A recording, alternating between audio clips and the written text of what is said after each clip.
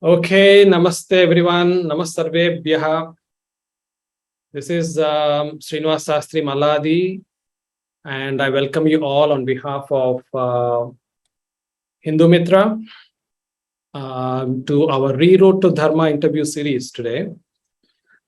Before we give a little bit of introduction of Hindumitra as well as our guest speaker today, who is Srimati Divya Jain, let's start with a little prayer. Om Brahmanandam Paramasukadam Kevalam Jnanamurtim Dvandvatitam Gagana Sadrisham Tattvamasya Ekam Nityam Vimalamachalam Sarvadhi Sakshi Bhutam Bhavatitam Trigunarahitam Sadgurum Tam Namami. So, as I said, it will be a good idea to just give an introduction of what Hindumitra is. So it's a social welfare initiative. I won't call it an organization because we're still in a very nascent stage. And we want to build spiritually strong societies across the world. That's a bit ambitious. Based on our eternal universal Sanatana Dharma.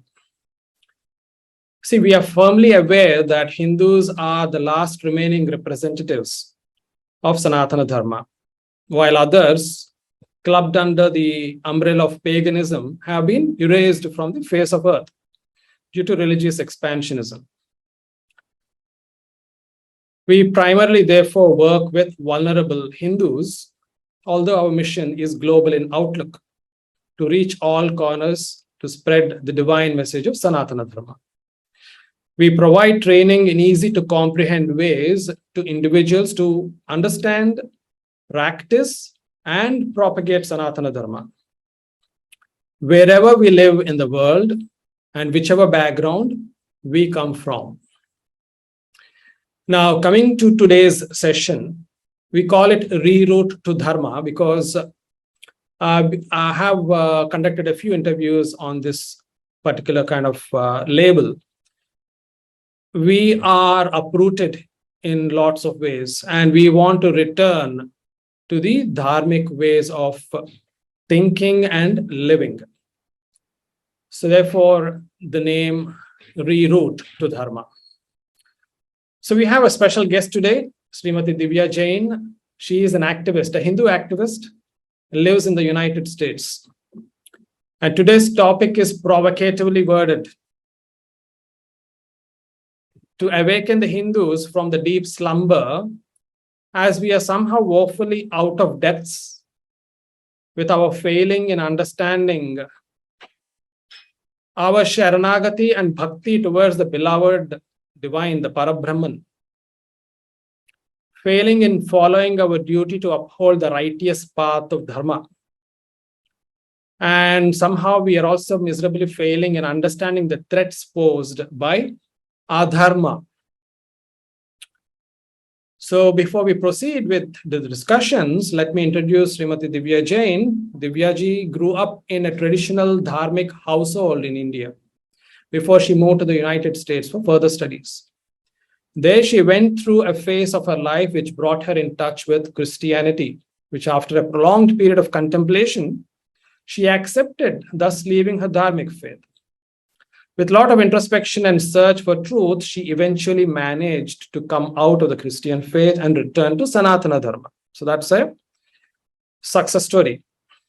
We'll hear from her, of course. Since her return, she had been a Hindu activist and now actively interacts with Hindus to empower them to realize the importance of Sanatana Dharma. Today, Divya ji will be touching on her personal life anecdotes while discussing the much relevant topic today on vulnerabilities of the modern Hindu. Today, we shall initially focus on how to work to strengthen the Hindu core, while if we do have time later on, we can look at external challenges as well. So I request all of you to kindly stay muted, and I'm sure there will be questions. Kindly do post any questions in the chat box, and we will definitely spare some time towards the end to interact, allow Divya ji to answer those questions. So let me spotlight Divya ji now, who is nicely dressed in a sari. That's nice. And the background is of which temple did you say, Divya ji? It's Rameshwaram temple. Rameshwaram temple. Perfect. Yeah.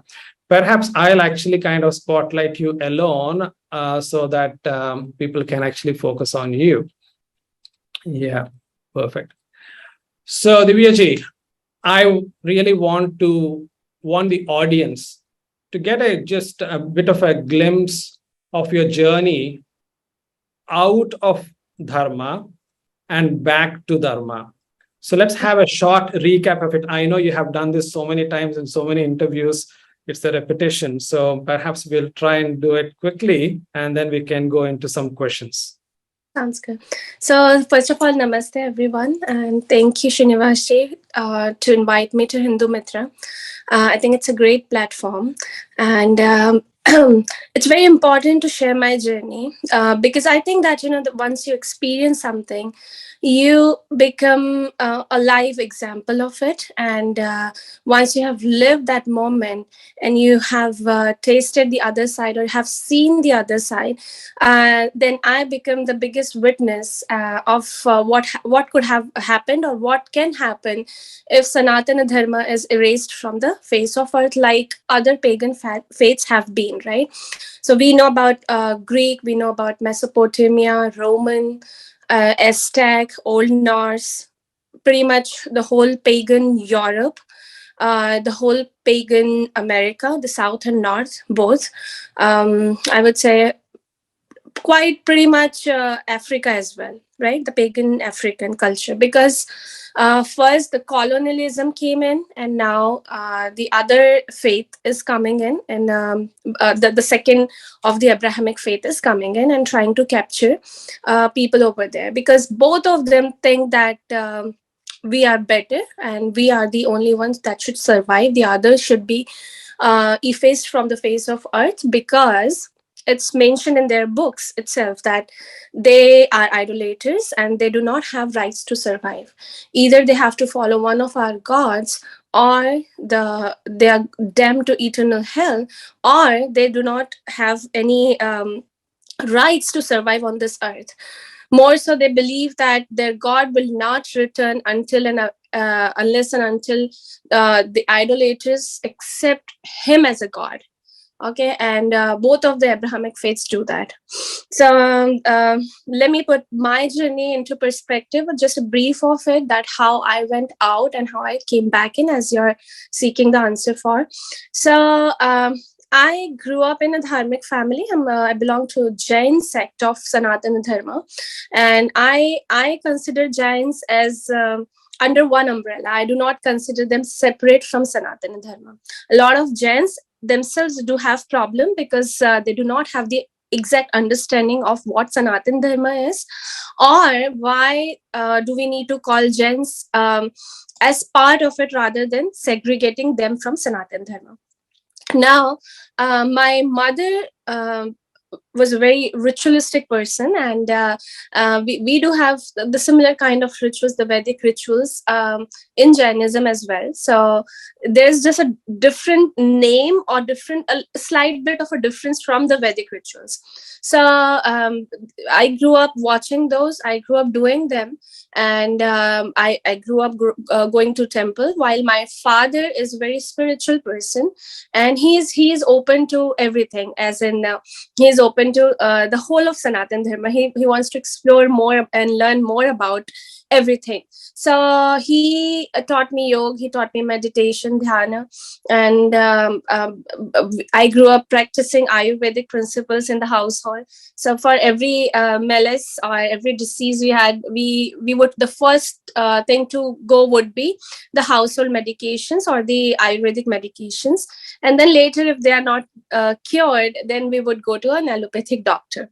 So I grew up learning about everything from Sanatan Dharma, But eventually, when I came to United States in 2011, I think that even before that, I would say that I started to grow out liberal.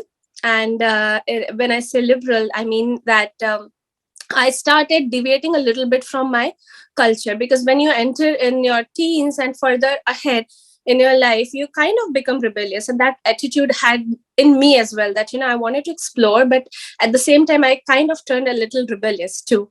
So then I would not see my culture or Sanatan practices or principles as something to be proud of. And I started moving a little bit, but the final come out of Sanatan Dharma actually happened when I entered in United States in 2011, and I was going through a lot of personal problems in life. And I'm a very extrovert person. I like to have people around. So I think I was friendless, and the loneliness got the attention of the Christians on campus, and I was invited to a church, which is an on-campus church. I started going there. The first thing I heard from the stage when the pastor started giving the sermons was that Jesus is the only God, for which I did not pay attention, because I had never, I never heard such thing like there is something called only one, and especially the God. And without following that God, you're going to go to eternal hell. But I did not pay attention because I was so engrossed by people present there, the kind of ambience it had to offer. And I was looking for friends. I was looking for people around me. So that is what was the first motivation to go there. Eventually, I got more involved in church, and I started going every week to that church. And later on, I joined something called small group. Small group is a setup in church which is a hierarchical practice where you go to small group for to be a part of the community or church, and also to get more involved in your Bible studies. So I would do that, and I enjoyed it. And those girls were very young to me in the small group, but I kind of liked it. And because again, I was seeking more out for people, and definitely now at this point, I was also looking out for knowledge, because it started I got interested into it. I started getting interested into what exactly Christianity is, or what does Bible say. They keep on saying, and in every hotel room you go in United States, you'll find a Bible. And before this, I must mention that before this, I never got confronted with Christianity in my whole life till that point. So I did not know that what Christianity means. So this was my first exposure. Now I started reading Bible in small groups. I started going to that on campus every week church, and eventually I got involved in a family church as well. So I was invited to a family church, and I got involved in that family church. So I started going there on Sundays, and then I got involved in their small groups as well. So one of their small group, and this was led by more mature Christians, more mature people, even in age, so elder to me. And this way I was going to an on-campus church and family church and two small groups. So that's a lot of Christian teaching in my life, right? And so I would have questions. I always had questions because I'm an inquisitive person. That's what I call myself as. And I asked those questions, but I never got answers for, especially in this on-campus church and this on-campus small group. But in the other small group from the family church, I kind of got questions answered, but I always sensed that that's an incomplete answer, and they are trying to beat around the bush, and I'm not getting a straightforward answer. And everything revolved around fear. Everything revolved around that one God, So there was some spirituality to it, but then everything came back to that God, and then everything pretty much emanates from Him. So I was kind of satisfied, not satisfied, confused, but I think I was in despair because of my life situations. And by this time, I got so involved in Christianity and Christian faith and principles that I thought that, the best way would be. And then there was a pressure on me for getting baptized. So in 2014, I got baptized. And the first reaction that I had was that the gates of heaven are open for me. Now I'm going to go to eternal heaven. And by this time, I had stopped everything about Sanatan Dharma. I started hating Murti Puja, idol worship. I stopped going to temples. I was cursing my parents by now, and I visited Bharat, India, and after my baptism. I did not tell my parents. I was dating a guy at that point of time. I did not tell him either, although he knew that I'm going to the church. And we would have a lot of discussions because he's if he's not a staunch, I don't know, I mean, how we can call somebody a staunch Hindu. He would practice. He's not a very religious person, but then he has this clarity in his mind about concepts of Hinduism. So I told him that I'm going to church, and then we had tons of discussions around this topic, that why am I going to church, and then I would try to convey the same message to him as I was hearing in the church, that Jesus is the only way. And then after baptism, something suddenly changed in me, and I started cursing them, and that, hey, you're going to go eternal hell. And that was a psychological shift, I would say. And then I went to my parents, and then I cursed them for going to temple, doing Murti Puja and whatnot. And I, in fact, even told that, I am it's my misfortune that I'm born into a family, a Hindu family. And there was so much hate, so much shift in my mind from dharma that I could not think logically, rationally, and that was not me. For years to come, I was involved in it, and for years to come, I had so many questions, but all in Christianity. I stopped that door of Sanatan Dharma from even coming into my mind and life. And I was just talking about Christianity at this point of time. So I would ask my mentor all the kind of questions that I had, and I kind of got them answered, but then definitely not the satisfactory answers. There were questions at some point of time, at least, there was a hope to this dying plant, that a little bit of oxygen was seeping from somewhere, or the sunlight was coming from somewhere. And sometimes that the mentor would not answer the questions correctly or to my satisfaction, then I would just think that, hey, it's okay. Not everybody knows every answer, but that seed was implanting slowly and gradually that something is lacking here, So it kept on going. I had my first child in 2017. That I had a very difficult delivery, and one of the reason that I say that was also is because of this change of faith, because by this at this point of time, and by this time, I was cursing that why did I marry a Hindu guy. And that's that thing, and especially during the pregnancy, it started getting powerfully implanted in my mind, and I was cursing everything. I got into depression, prenatal depression, because of the same. And then there were a couple other factors, definitely not just this one, but this was the most predominant factor. And I delivered my child, a beautiful girl. Thank you, Mahadev, for that. And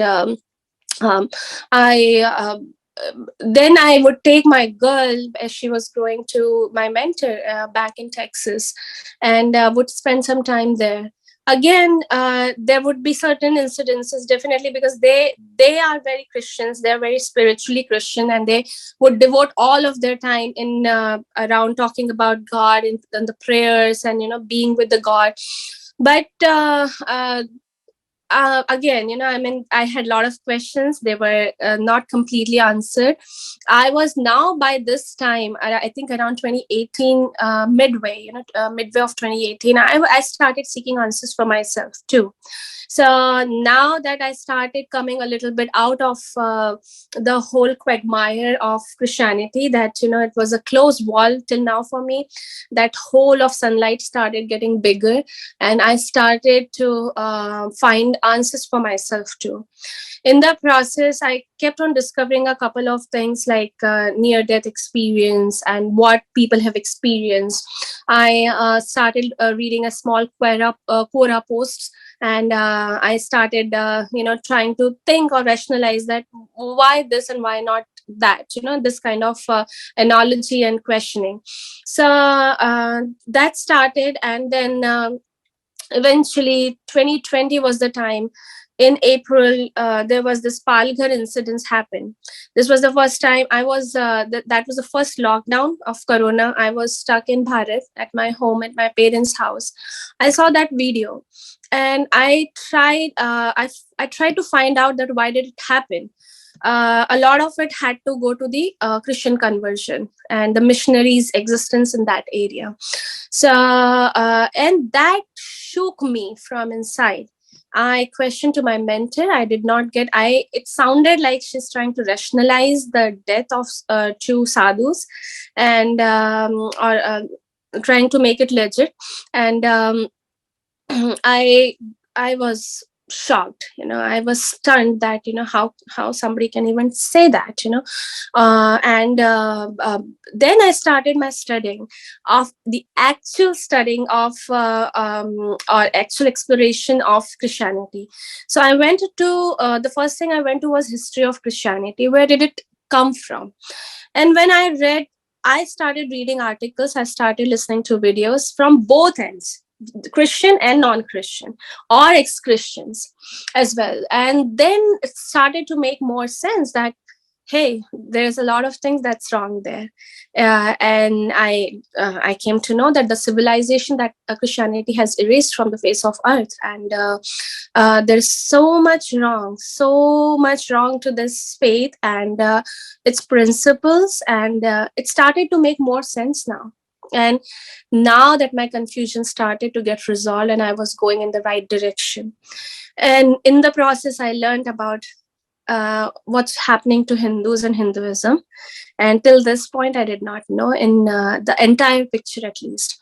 And that started to, give me goosebumps. And I started shivering sometimes that how many of us have been killed, and what kind of atrocities have been done on us. And we are such a persecuted race, So all that started to hit me. And then I think the moment I decided that I'm coming back to Sanatan Dharma, I'm no more a Christian, I declared it to myself. And the next day I was working on the causes, the very next day. Thank you, Srinivasa.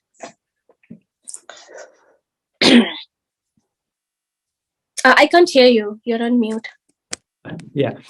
Thank you very much, Divya ji, for the narration. I didn't want to interrupt you mainly because everyone needed to listen to that. I think everyone should really kind of feel this journey, because somehow we've been living in this fool's paradise that it doesn't touch me, because it doesn't happen in my family, at least. It's unlikely that it's going to happen in my caste, at least. Or it may not actually be a upper class Hindu problem. It is only for the downtrodden Hindus problems. These are all myths. As we are seeing more so in the especially in the recent times. A student is equally likely to be indoctrinated. It could be a Marxist ideology, it could be an Abrahamic ideology, wherever they are kind of surrounded by kind of what I call as the predators. So that brings me to my first question to you, Divya ji. Now, it is very clear that you were actually rooted well in your upbringing, because your parents were very, liberal in outlook. At the same time, they had the right kind of understanding of what dharma was. You yourself were practicing what we can consider as a dharmic kind of lifestyle, and your family is very unlike an average modern Hindu family, where average parents are pretty clueless and they are very poor teachers of Sanatana Dharma. So If I was to kind of have somebody who I'm interviewing here who had no clue of Sanatana Dharma and embraced Abrahamic religion, then that would have been a different story. But here we have someone who had pretty good background and well rooted, yet left Sanatana Dharma. And I don't have really reasons to now, or I must ask you questions where I start wondering, was Sanatana Dharma flawed, incomplete? Is that how you felt at the time? Was it logically flawed that a truth seeker could not really find answers in it? Or was it emotionally bankrupt, where a vulnerable individual who needed warmth or who needed empathy, there wasn't any of that, and therefore you had to find it somewhere else? I really want to answer you to answer this, if you don't mind answering these things. Thank you for that question. And that, I think, since I've come back, this is the most common question that I get. That, and it's really good. Let me tell you, Srinivasa, that now we're thinking, now we are questioning that what is it that people go away from Sanatan Dharma. I would divide this answer into 2 or 3 parts. The first, as you asked, that from the seeker perspective, right? Or what knowledge it upholds. And then second, the emotional part of it. So from seeking perspective, there is nothing. So we are a seeking faith, right? We are a faith of seekers. Sanatan Dharma is all about seeking, a quite bit of believing, but it's not all about believing. Whereas Abrahamic faiths is all about believing, not seeking. So when I say that, I think Sanatan Dharma is complete in itself, and there's nothing more beautiful than this. Just looking at this background, it gives so much calm to my mind and such a joy. I feel so joyful in my heart and mind that these pillars, these beautiful colors, or the dress that I'm wearing, which is of course a representation of Sanatan Dharma. A lot of Christians are putting on saris and whatnot. They do not put up a bindi because they think that this is Hindu and the rest of it is not. That's foolish. So Sanatan is complete in itself. You have to keep seeking, and it is so beautiful that sometimes I wonder that what happens actually, and still I do not have answer to it, that what exactly happens that people drive away from it. Okay, so the answers that I get, at least a partial answer I must say, is that my story, how I was brought up, probably I did not ask enough questions at that point of time, or my parents they were not good communicator and they did not have enough answers, or there was a gap in how I was asking and how they were answering, right? So now that I'm raising my kids, I try to answer them, if not perfectly, from different perspectives, so that they do not miss the answer. So for a single question posed by my daughter for Dharma, I try to answer it in 2 or 3 different ways, because that is what Sanatan Dharma is. There is not a single perfect way. You must try to answer it differently. And I was on Kohana Dialogues. Kohana is an organization based in USA, and this question was asked to me. And the similar, they like you are trying to educate about Dharma, like they are trying to educate. There is an HSB called Hindu Speakers Bureau. They are trying to do the similar thing. So I think in our society for quite a long time, I think the gurukuls were abolished by quite a bit by Mughals, and then Mughal invaders, and then by British invaders. So the gap has occurred. That gap needs to be addressed and filled back, and you guys are doing a tremendous job in doing so. So the right answer probably can be given by the most informed people, right? So my parents were informed, but not to the point that they would give me the exact answer. So they would have tried different ways to answer my question, and that's what I'm trying to do, because I'm not a perfect I don't know Vedas perfectly, or I don't know Puranas perfectly. So that's what I'm trying to do. So I think there was a gap and miscommunication that would have happened, and I think that is the reason that I had questions. I always was inquisitive, let me tell you. But very likely also is that the peer the circle around you, what kind of friends did you have, and then did you start going further away from dharma or culture, or the inquisitiveness because of your friends, your society, and there are multiple factors. So there is not one single factor that I should answer, but I think a lot of this has happened, and that's why I drove away. uh, for the people who are here, like in dharma, and the youth especially, and the parents, so I think there needs to be programs where I think Hindu Pack or Kohana is actually running Hindu Parents Network. So parents need to be informed before the kids get informed, right? So that they know how, if a question comes around, why Murti Puja? Why do we do idol? We'll come to the interventions part later on, Divyaji, but I still would like to really kind of ask this question. Even listening through to your journey, it's not an unusual journey of many others have gone through similar kind of transitions from Hindu faiths to Abrahamic faith, and it's almost always human needs, the very basic human needs that they actually kind of feel that the other faith is addressing at that point of time.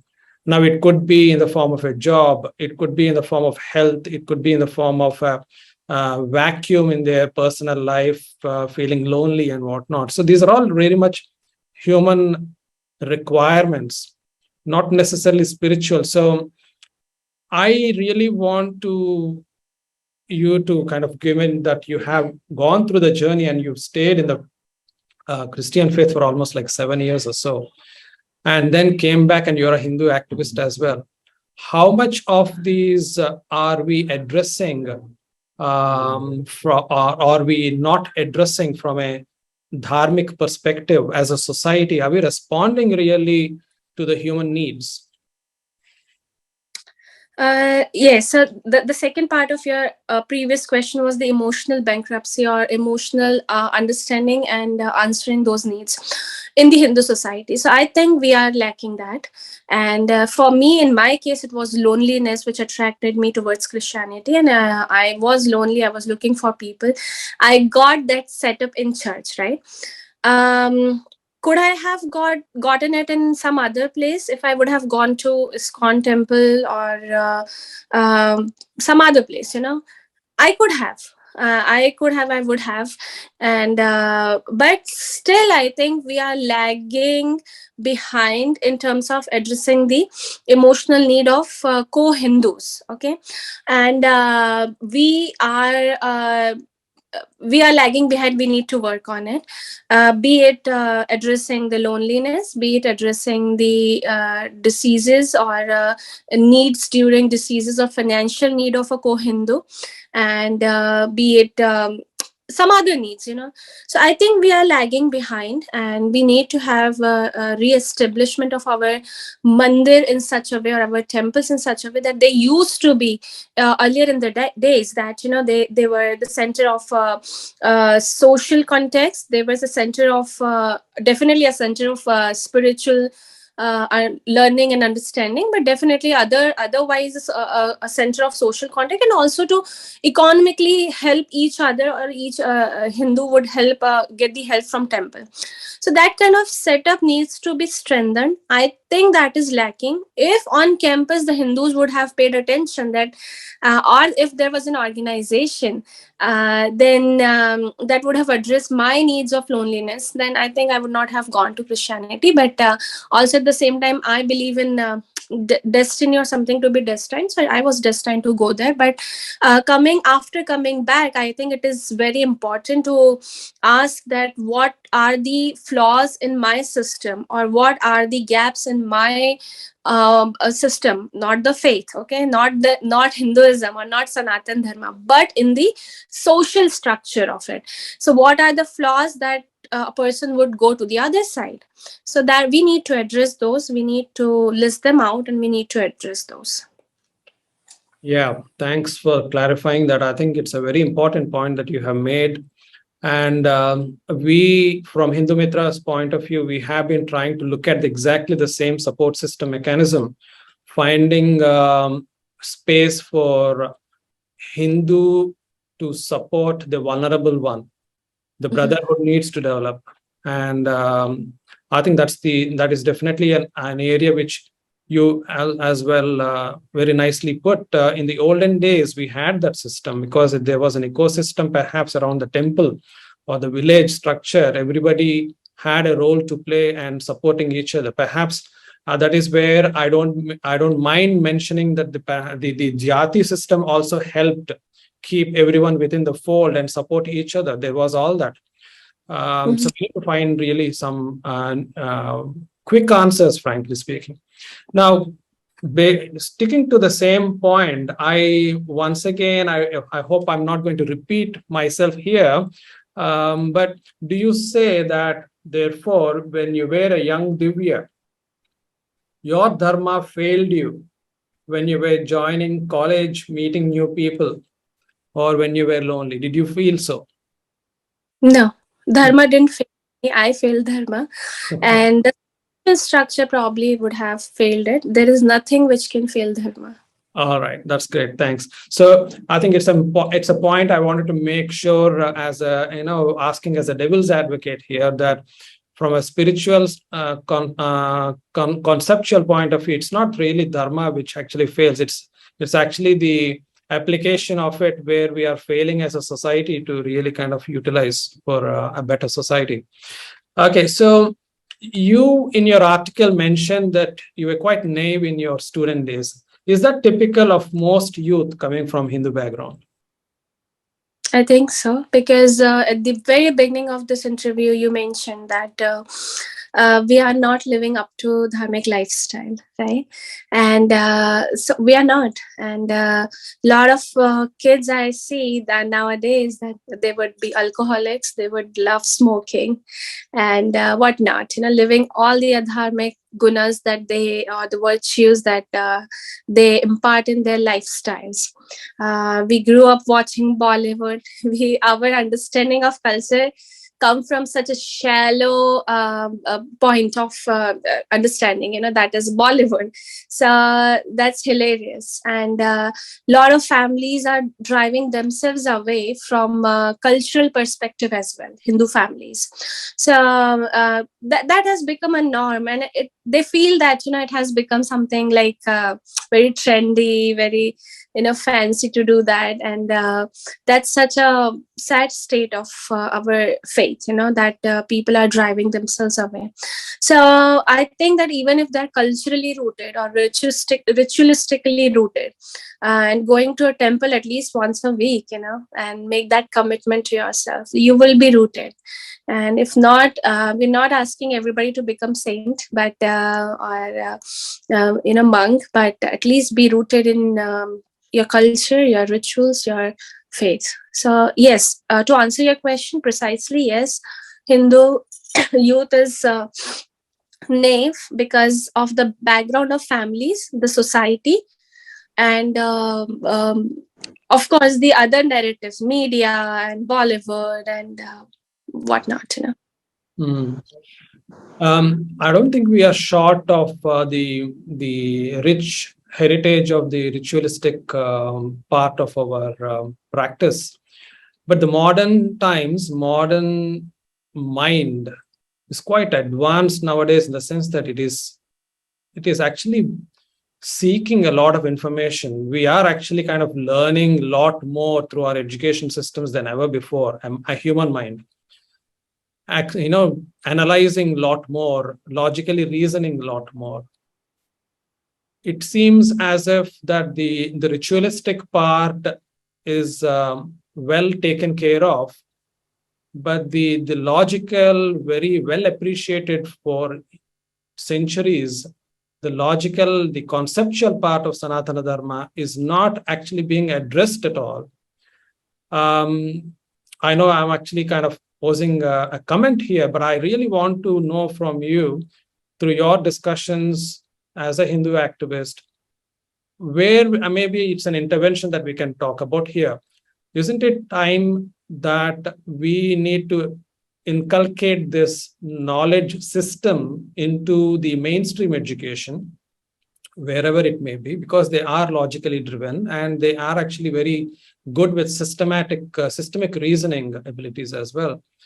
Are we failing at educational level through mainstream education? Are we failing at parental level, therefore? And what is the role, therefore? How do we actually, as a Hindu society, make a case for these systems to be included, perhaps for our own benefit, in the mainstream education? I don't know if I articulated my question well enough. I hope you got the point. So, Srinivasa, yes, to answer your question precisely, yes. Lot of Hindu activists are trying that the government would include some of the education or the Vedic education into the mainstream education system. That proposal has been made. NCRT has agreed to it. But I would say that, let's say it's a long road to go. It's a long shot, right? What we can do personally in the household, also what culturally and socially we can do, that is also very important, right? So for example, like Hindumitra, like Kohana, like other Hindu organizations that are existing on the ground, they need to have a Hindu acharya training, right? And start teaching these acharyas that uh, at least some basic question: what is Sanatan Dharma? Why? What is the importance of ritual? So if you are giving or the water to the sun in the morning, what is the reason behind that? Why do we do that? Why do we revolve around the tree? How many times do we revolve? Why do we put bindi? Why do we put any other things, like any other ritual that we do during puja or during our daily lives? That needs to be answered. The kids are, as you said, the kids are smart. They ask questions.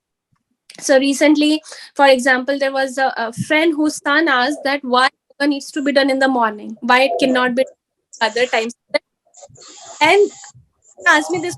I started thinking, yeah, that's a great question. I never asked myself, And then the wheels started turning, and I started thinking, okay, this could be the reason that we do it in the morning. I tried to look up, and the by Mr. Iyengar, the book on Light on Yoga. It tells you that there are certain benefits to if you do the yoga in morning, afternoon, and evening, and none of them are unacceptable, but there are different kind of benefits to all three of them. Now it depends what kind of benefit are you seeking, right?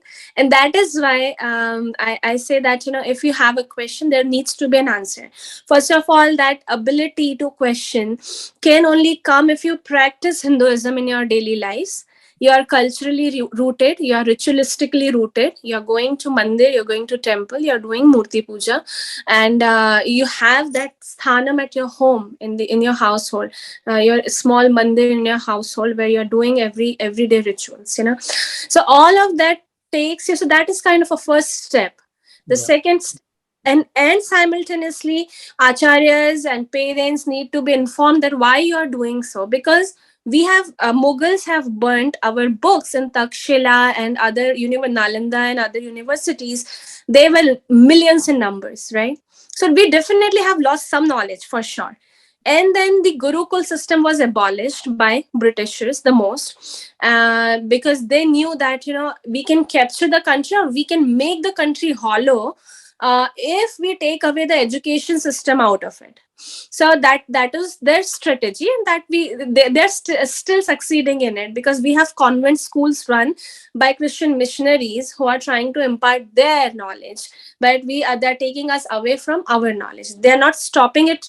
So if that knowledge system is existing in the mainstream, and it is a long shot to replace that with the right values of Hinduism, then the best way to right now go for is to look for alternative methods, right?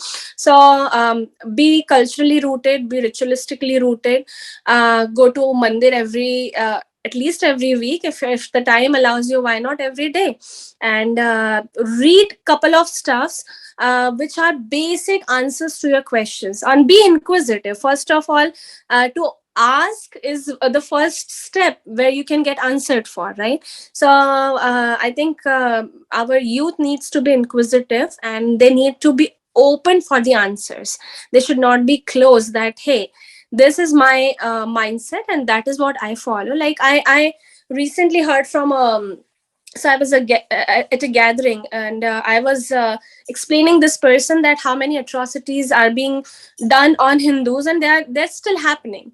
So I was talking about Udaipur beheading, and then he goes, "Oh, I go to any Indian gathering for just for Indian food," and that shook me again. That is like. I mean, beheading food, and they're not making good connection, and it sounds very inhuman to me. So, what I mean to say is that, this person is definitely not thinking in the right direction. But then they need to have those ears to hear that the different perspectives do exist too. So, for Purva Paksha, and you must be doing Purva Paksha with pretty much everyone you meet. And so I think that mainstream would not be, will be a long shot looking at this current scenario. But then we can do the alternative methods of imparting education and Sanatana principles and Sanatana education or understanding into our youth, and even for the grown-ups, for the parents and everybody else. So I think Hindumitra and other organizations must work together on it and find out a way how faster and how efficiently it can be done. Okay, all right. So that's a debate for another time, I guess. We can surely talk about it, about the importance of empowering ourselves through mainstream education or making a case for our own future. I want you to now touch on the preparedness, the intellectual Kshatriya preparedness in us. As in, my question would be like this. So, is Dharma, whether it is the application or the concept, I'm going to look at both, whether it's the concept or the application of it, is it really preparing us for the predatory evangelical challenges that seem to be coming our way unannounced? So, what's the kind of awareness of threat perception that our dharma allows us to develop?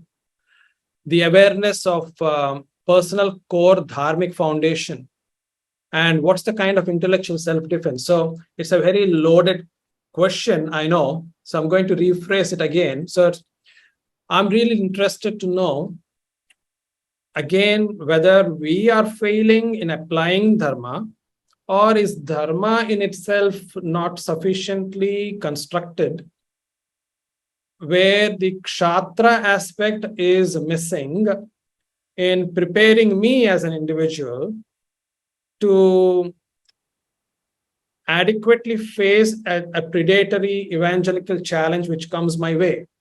And when it comes my way, how prepared am I intellectually to, one, understand the threat?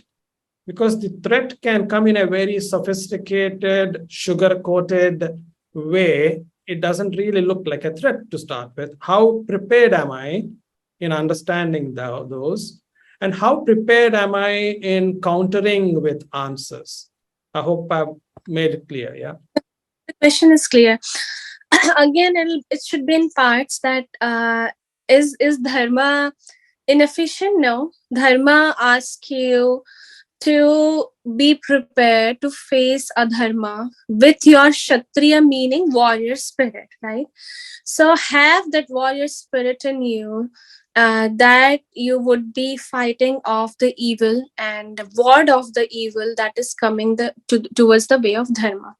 It's a very logical understanding, Srinivasi. I don't have to put in too much efforts to understand that Hindus are being persecuted ever since the advent of Abrahamic faiths. And that is being done in the name of religion. Okay. Follow us, otherwise you will be killed.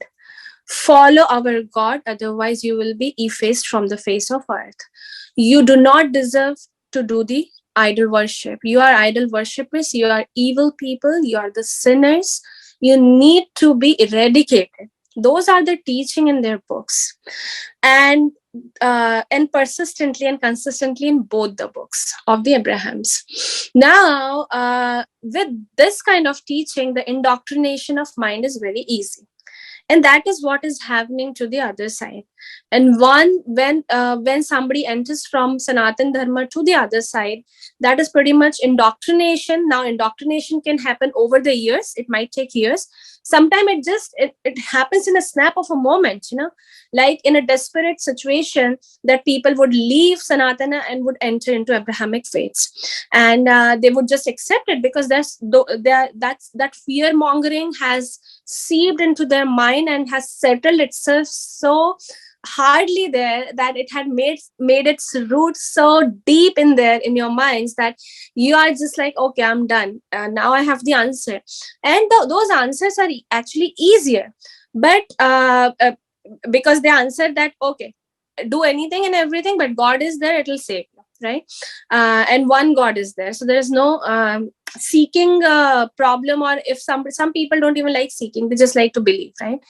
So now dharma tells you be prepared, and whatever is coming your way, you need to ward off the evil, you need to fight off the evil. Dharma, you look at the most recent shastra, I would say, is Bhagavad Gita, right? In terms of chronology, in terms of time, that's the most recent one, and it's a most complete book of Hinduism. Bhagavad Gita is based all on fighting of the evil. That's how we say it, right? That it happened in Kurukshetra. The jnana, the knowledge was imparted or given by Krishna to Arjuna. And this was not just to, it was not an incomplete knowledge. It was a complete knowledge of how the whole everything, right? Why do you exist? Why does this universe exist? What you should be doing? What is Atma? What is the purpose of your Atma? What is the purpose of your birth? And also it had a small bit and pieces, or I should say not a small bit and pieces, but a complete lesson on, if you are on this earth or in this life form as a human, if things are being done on your dharma, then you have to fight it off, right? And that is what the other side of Kaurava was doing. It was trying to demolish the universal principles or universal law of dharma. And that is why the whole Mahabharata happened, right? So saying that one perspective of dharma is definitely being a warrior. So now if somebody is coming to kill me, am I going to be non-violent? Am I going to practice the ahimsa or non-violence principle of Sanatan Dharma? No, I am going to fight that person off. And that is my dharma in that situation, right? Because I'm being attacked, I'm being killed. So this is the high, the very end of being attacked. But then there is subtle attacks that is happening on Hinduism or Hindu people. And by subtle, I mean intellectually. Our education system was eradicated by Britishers. Before that, Mughals burnt millions and millions of our Hindu books and Hindu knowledge system. This kind of attack, or multiple other ways to attack, fear mongering, money mongering, using your desperate situations to convert you, taking you away from the knowledge of Sanatan Dharma. So a lot of or this is nothing but taking your ability to seek, and they're making you sheep and asking you just to believe in one thing and just keep moving. You cannot seek. Now, that seeking has been renamed as science. But actually, think about it, science, pretty much the science comes from Sanatan Dharma. If you go by the text, if you look at the old text or the old practices, you would understand that this was an intricate part of Sanatan Dharma. So yes, Dharma answers everything, but are we following those practices of being a warrior, how to stop the evil from entering into our minds and our Hinduism, and when they're trying to kill us? So I think it is both ways, right? Dharma answers you, but are we being warrior enough, or do we have enough of understanding of what in such situation what Dharma tells you? So I see excuse me, I see it as a two-way street. So Dharma tells you, but then you are not coming to Dharma to get all those answers from. Yeah, sure. I think my biggest kind of observation, which I'm sure a lot of people have observed as well, is the sophistication with which the evangelical methodologies have moved from overt to covert. They were too obvious in the past, naturally, but nowadays all nations have their own constitutions, their laws are quite strict, and so on. So a lot of people don't use weapons anymore. Nowadays, the weapons are intellect and speech and narrative building. Yes. Are we failing there? Absolutely, everywhere. Hindus are so the one thing that I want to say is to watch or to read Rajiv Malhotra ji and his very latest book on 5 battlefields. I'm forgetting the name of the book, but it talks about that what are the battlefields right now. And somebody in the chat has suggested to read Nilesh Oak. I would say please stay away. There are many adharmic tattvas working there, so please don't read or refer Nilesh Oak, because I kind of have worked closely and I know what is wrong there. That will be a topic for some other day, but at this time we are failing in media narratives. In the narrative war, pretty much Hindus are failing. We are failing to show our warrior spirit on the streets, like at least come out and pray for the departed soul. Since I'm working on Hindu lives and Hindu activism, I know that how many atrocities are still happening. And as you said that they were overt in the past, now they're covert, and love jihad and whatnot. So many things are happening, and that is making us bankrupt from our value system, from our culture system, and especially from our basic inquiry and seeking ability of Sanatan Dharma. That is being taken away from us, and we are still not understanding. But Rajiv Malhotra's book gives a very clear perspective of what the war fields are right now, and how do we fight them. We have to be very strategic in fighting them. So the war is not only the big war is of civilization. They want to erase. So Hinduism is the biggest roadblock, let me put it this way, in destroying the whole world and bringing it into one order, or whatever they're trying to do, the global forces. And they're definitely the demonic forces, and they are being run and ruled by certain thoughts in their mind that they want to, they don't want diversity, they don't want the joy that Hinduism offers, they don't want the knowledge system that Hinduism offers, and the seeking ability. For foremost is the seeking ability. They are creating sheep in the name of Abrahamic faiths. And that is how I think the Abrahamic faith actually started, that it wanted to take politically over. Also, it wanted to make people unable to think and seek. So we are failing everywhere, Srinivasa. Our lives are getting lost. Hindus are being killed every day. There was an article I was reading that in Times of India, that in 20 years, there might not be a single Hindu left in Bangladesh. They are being persecuted every day. And rape, gang rapes, killing, of Hindu just for being Hindu, and extreme torture and tormenting situations in Kerala, in Kashmir, in couple other. I mean, there are in silos. It is happening all across the country, Bharata. Here in United States, a lot of Hindu-phobic slurs on campus, anti-Hindu strategies are going on. They're trying to bring caste into their system, and they're trying to divide us based on caste.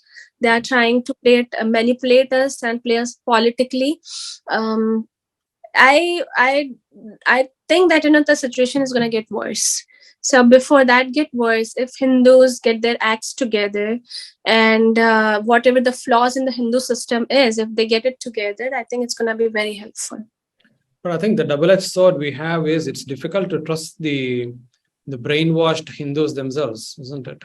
They don't come to support the Hindu cause, and the biggest challenge, biggest roadblock for us is over there. And that, I think, breaks the unity more than anything else. What is your kind of this is, I think, after working for 2.5 years, I have worked in and out, and every moment I'm thinking in the back of my mind that how Hinduism, or at least Hindu people, can be saved, because they're becoming so many atrocities that it would I don't know if you have seen the beheading video of Udaipur. It was so atrocious, and I mean, you would lose sleep over it if you watch that video in its entirety. So if that kind of video and if that kind of situation do not bring Hindus together, I don't know what will. And we do have our flaws, but I always say that there are many organizations, and Hinduism works that way, which is more than welcome. You can have your thought process, you can have your own style of working, you can have your own organization. You want to be a leader, be a leader, but at least come together under one umbrella when the situations like this arises, when there is a need to do a mass protest on streets or a peaceful protest that asking, hey, our lives matter, don't kill our people just for being Hindu. There was how responsive are the Hindus to these callings? Because how brainwashed are they is my question. Very brainwashed and very secular. There's still a lot of them are still thinking that Abrahamic faiths are the same as Hinduism, and they teach the similar kind of principles. I have read the books in pretty much in entirety. Let me tell you, they do not. And they are all about segregation. They're all about believing and stop thinking, basically, and they're not the complete answers. And of course, they didn't come out of nowhere. They came out of Sanatan Dharma itself, but a very, very, very cheap and bad copy of some of our books, basically, or the conglomeration of stories, but nothing in its entirety. So saying that Hindus are secular, still they're brainwashed. They do not know what is happening to them. By and large, they don't. Let me tell you this. And by and large, they're not caring enough. If a brother of yours is being killed, I must say on the Abrahamic faith side that they would step up and ask and question that, why is it being killed? And there will be more people than our Hindu people on the streets and asking this question. Whereas Hindus not caring enough. And I really fear that we have lost the warrior spirit. We have lost the ways to unite. We have lost the ways to answer or question. And I don't know. I mean, I'm not God. I'm not seer, but I'm not sadhaka as well. I'm a sadhaka in my own small, capacity, but I cannot tell what is going to happen to Hinduism in future. But current situation is very, very bad, and that needs to be addressed. And Hindus need to unite. Hindu organizations need to unite, letting their egos and letting their other priorities go. And that is now kind of my one motive, that to percolate this message, asking or pleading Hindu organizations to come together on board and get your act straight. Otherwise, things are going to be very difficult for us in future. And I can see it happen. The other challenge I come across is the way Hindus respond in very sporadic fashion. Whenever there is a news of atrocity, then there is this calling, this almost like an impulsive urge, the rage comes through and they want to do something about it. And when that kind of dies down, they are not to be seen anywhere. And this sporadic kind of response is unlike an actual kind of intellectually rooted or in a sense that, for instance, not just intellectually rooted, from a bhakti bhava as well. If I love Sanatana Dharma, if I love my divine, if I love the Parabrahman as such, I know that I have surrendered and therefore I will be committed to Sanatana Dharma in good times or bad times, and I'll propagate it. But the Hindu response most often is sporadic only when they seem to be under a threat, and when things become better in their lives, they just go back to the usual kind of mundane routines. That's just my observation. I'm happy to hear your comments. Absolutely. They go back, they forget about incidences. So one death after another, one persecution after another, that keeps happening. Whereas I'm still stuck on Palghar sadhus, and then the list kept growing from there. The two sadhus were mob lynched, beaten to death, and they were smiling. And that very footage, or very that visual, it stirs my soul, that it stirs my atman, that how somebody can do it, how you can be so atrocious. So I think that Hindus are sporadic in their response, and they're all over the place, but they don't know how to move ahead.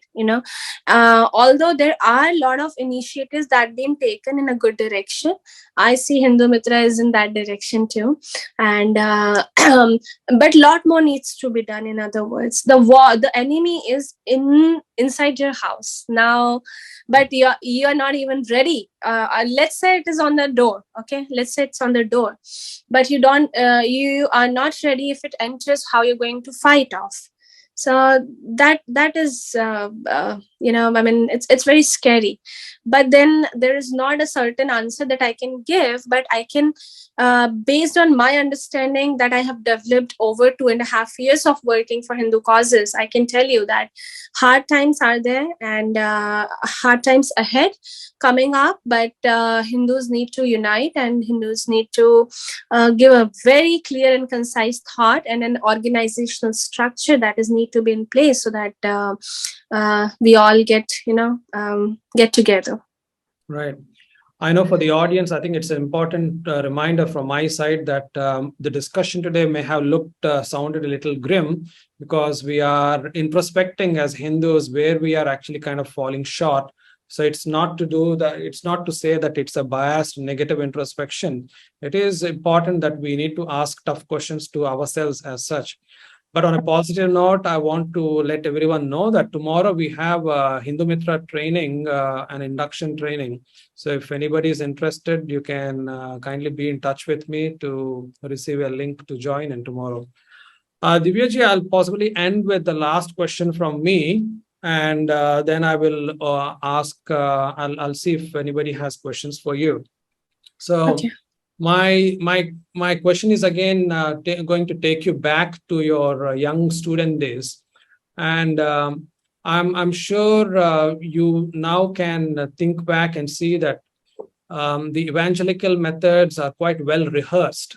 It's like they're well rehearsed to trap the vulnerables. So what would be your tips for the naive dharmic youngsters, so that they can be watchful not to fall prey to these kind of traps? or the unsuspecting soul harvester, the ones who actually use the nice, sophisticated means to trap people. Especially, I'm more concerned about the college days and the college going, the lonely, the not supported kind of young ones. Let me ask you a cross question, Srinivasa. If they have questions, let's say if the naive Hindus have questions or the youth have questions, are we equipped enough to answer those questions? Are we? Are Hindus equipped? As in mentors of parents, which ones are you referring to? Both mentors and parents. Yeah, absolutely. I think that's where the problem lies as well, that the parents possibly aren't aware of these traps or the challenges, or they are wishfully thinking that those things don't happen. I'm sure there are problems there as well.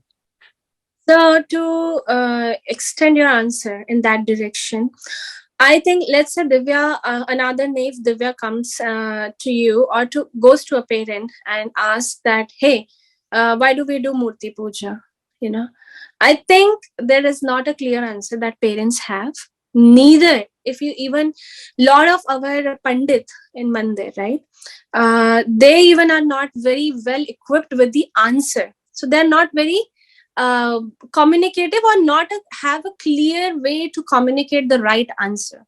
So that's where the gap lies. Okay, that's what we need to understand. Hey, why do we lit diya in front of a murti, for example? So they need to be answered. These are the basic questions, and that's why I told you that we need to be rooted in culture and our rituals. That is one way, I think, to connect us to dharma. But the second step is, if a naive person comes and is very inquisitive and wants to ask questions, not even very inquisitive, but if, let's say, the person asks basic questions, the parents and mentors are not well equipped to answer them.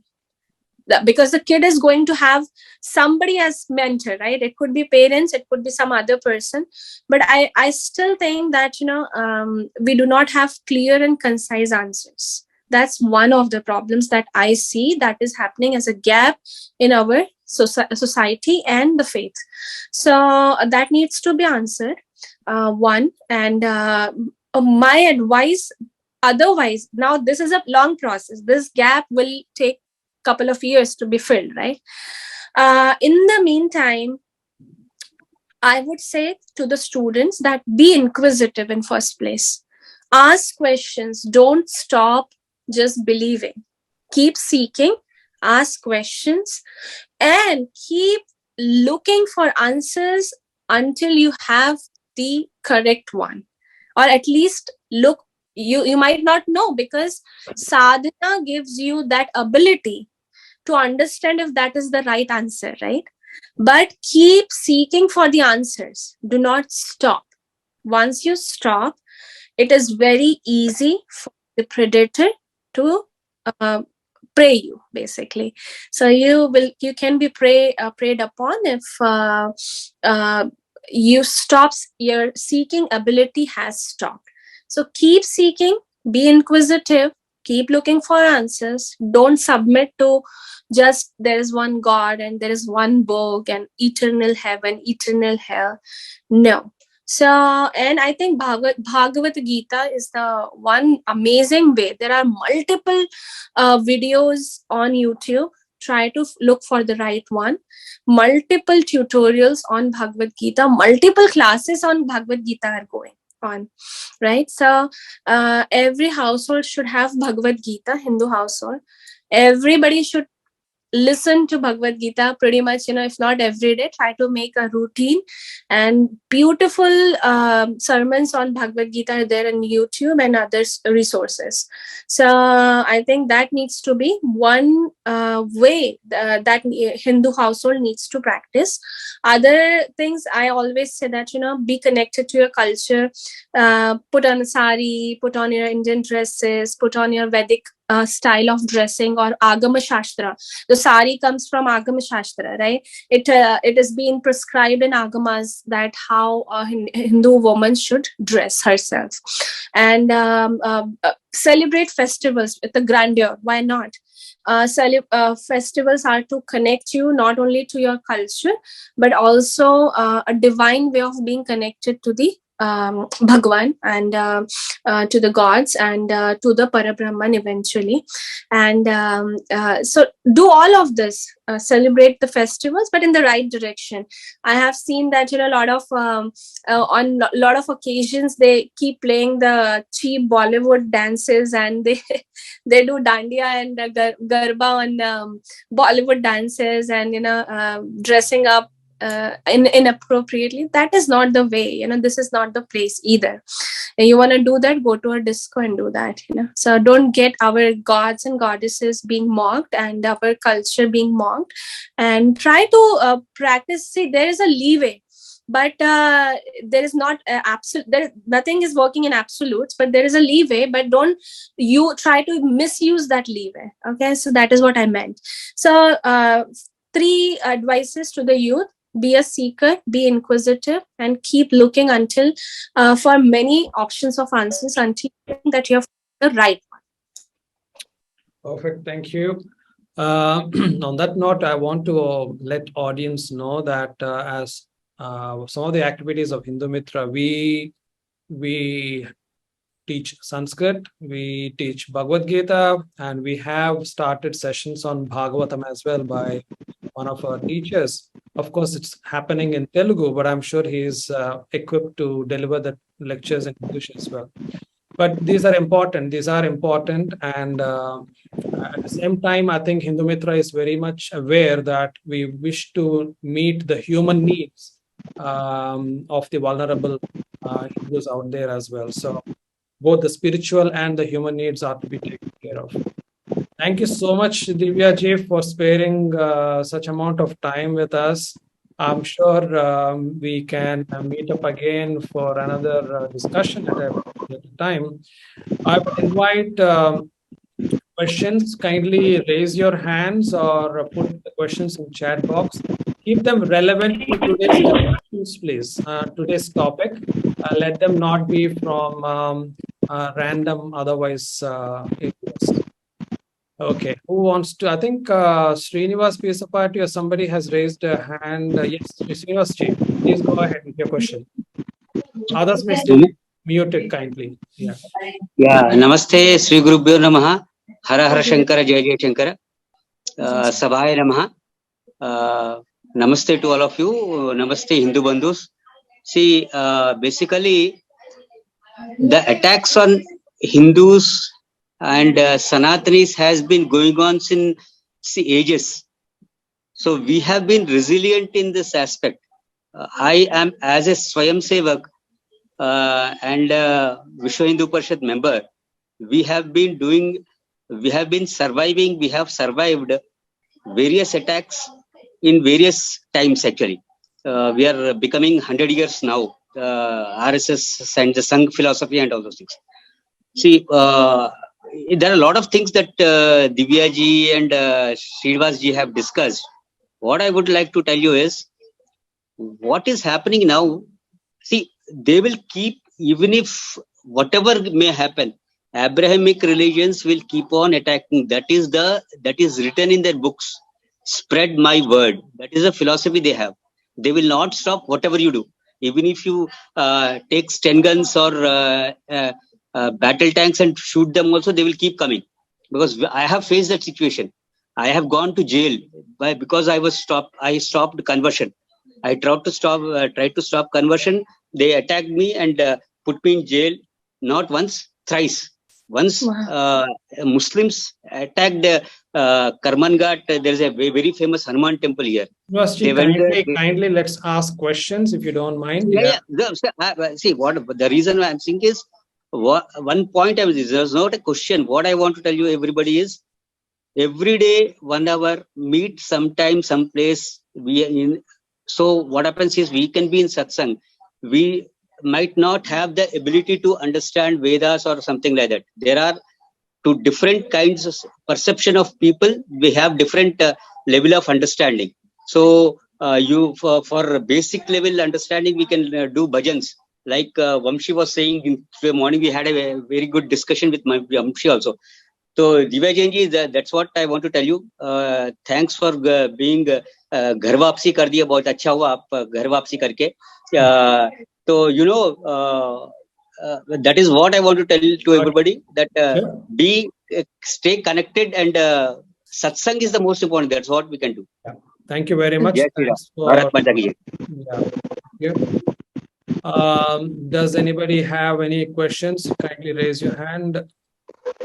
Yeah. Can I talk something?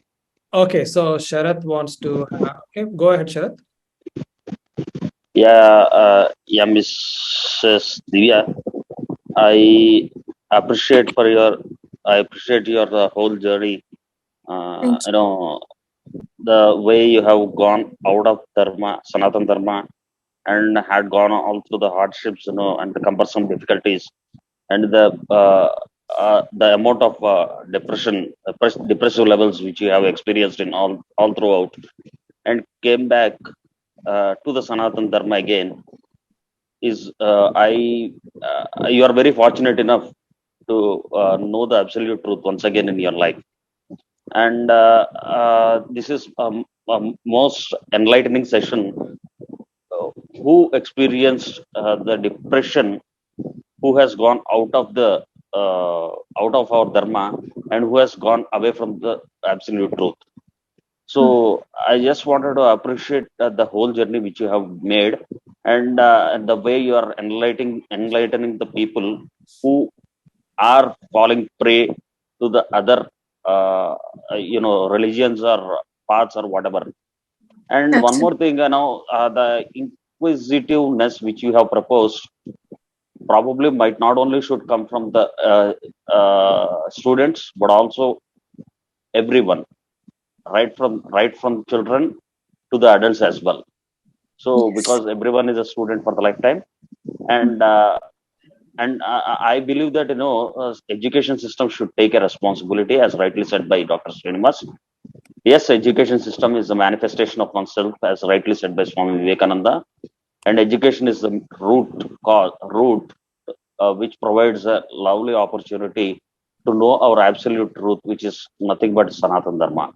Yeah, but we are unfortunate to have this as a part of our education system in a secular country like India.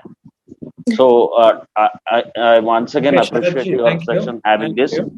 That's fine. And my final point, and I appreciate Dr. Srinivasa for conducting his training sessions and enlightening us through Sanatan Dharma sessions. Thank you. Yeah.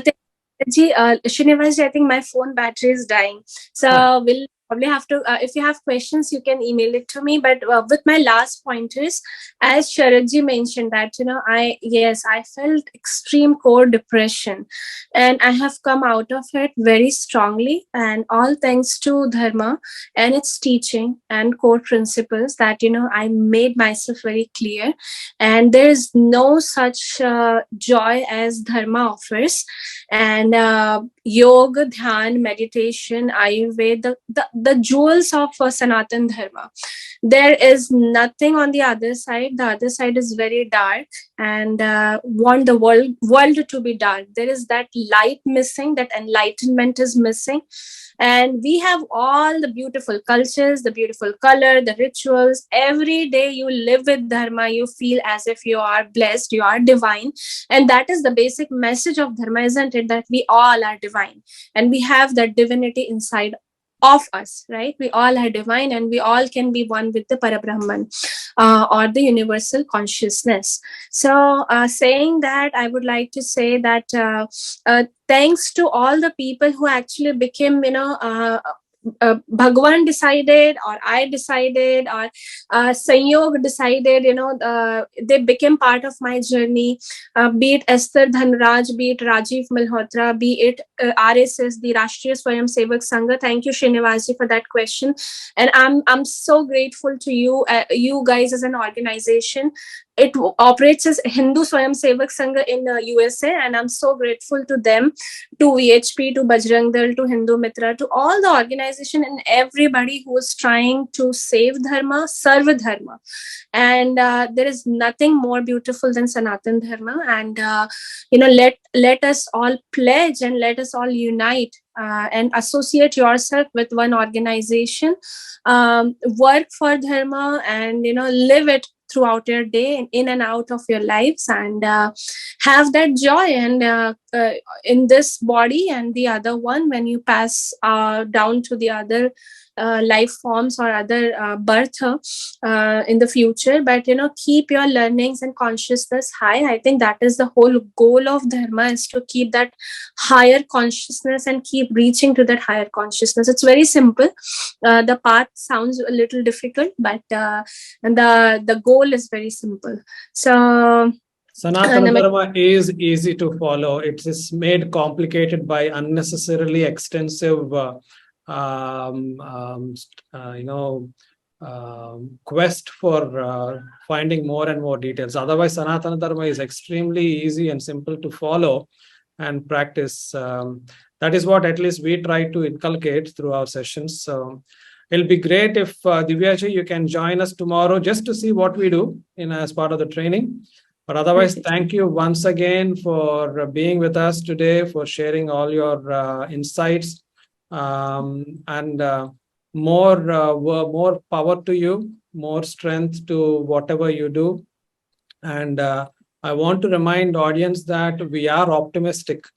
It's our discussion may have sounded grim, but that we are well aware, and our resolve to make things better is quite strong. So we are optimistic. So kindly just let's be focused and rein in our emotions for the right cause and the right direction, all in love of Sanatana Dharma. Thank you once again, everyone, for joining today. Tomorrow, somebody asked a question. Tomorrow, the session starts at 7 o'clock India time, evening. Thank you. Namaste. Thank you. Namaskar. Namaskar.